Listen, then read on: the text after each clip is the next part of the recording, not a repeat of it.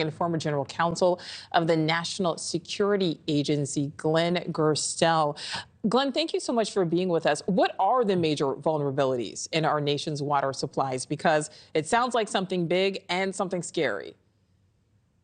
Exactly right. Unfortunately, there are sort of three big reasons, as Nancy just alluded to in her report, why this is a concern.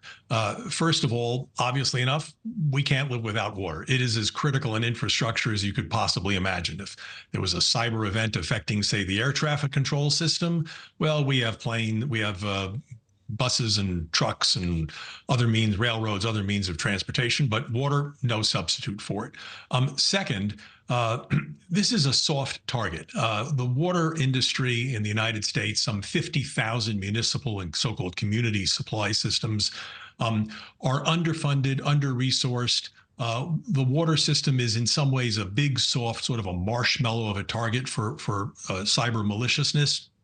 They just don't have the resources to spend lots of money on cybersecurity, fancy IT systems, et cetera. So it's a very soft target. And the very nature of it is that it's not a digital environment. It's basic pipes and valves, something that cyber maliciousness can really do some harm to. And then finally, the cyber bad guys know those first 2 points. We've got Iran, North Korea, China, Russia, the four countries that are trying to do sort of cyber troublemakers. They know about these vulnerabilities. They know how much we depend on water, and they know how vulnerable these targets are, how soft they are, and they have the strategic intent and the capability, the technical capability to do harm. Absolutely. You know, Glenn, as I hear this, and I know this is a real concern, but I also know that there are some Americans who do not currently have safe drinking water as it is. So hearing that there's this threat of cyber attacks, how concerned should the average American be? And really, what should we do? Is it a matter of keeping bottled water around? What do we do? So you're right. Water is a sort of underfunded resource in the United States. We have very basic problems about just simply getting safe drinking water available to Americans, let alone worrying about the cyber problem. So that's a sign of just some of the inherent weaknesses in the industry.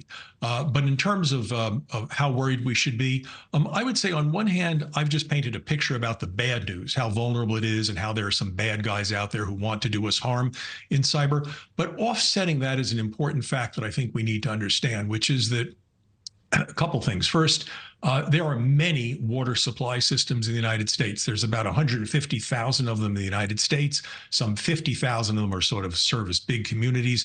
And that fact means that if any one of them was targeted, it wouldn't affect the entire nation. Yes, of course, it would be bad for the people affected, obviously, but it isn't nationally systemic. It's not like the electric power grid or the entire banking system or the stock market. And then secondly, the inherent nature of water systems is sort of pretty basic. It's pipes and valves. It's not all digital at all. So the ability of even a sophisticated hacker to really do damage is sort of limited. It takes a lot to really affect a big water supply system. Chances are a cyber maliciousness would probably be detected before it really caused a lot of harm. So those are sort of offsetting, mitigating factors as to why this isn't such a extremely urgent problem, but nonetheless, one that definitely needs attention. Definitely needs attention. Obviously, water is so critical. I mean, you know, the source of life. What are the first steps? I mean, what are the basic things that can be done to kind of make sure our water systems are better protected? So on the individual level, you alluded to one thing, which is it certainly can't hurt to have a little bit of an emergency ration of water supply at your own home for any reason, having nothing to do with cyber, just disaster preparedness. It's always good to do that. And then on the level of the nation's water supply systems, they need more money to address their cyber vulnerabilities. They need to have far more sophisticated efforts at cybersecurity. Right now, one of the big problems we've seen, including the hack that was just referred to in Pennsylvania right after last Thanksgiving, was attributable to really basic stuff, not changing the password from 1234 to something more sophisticated. So there are a lot of very basic steps that can be done. And this letter that was just sent today by the Biden administration is an effort to goad municipal water systems and public systems, as well as private systems, into taking cybersecurity more seriously.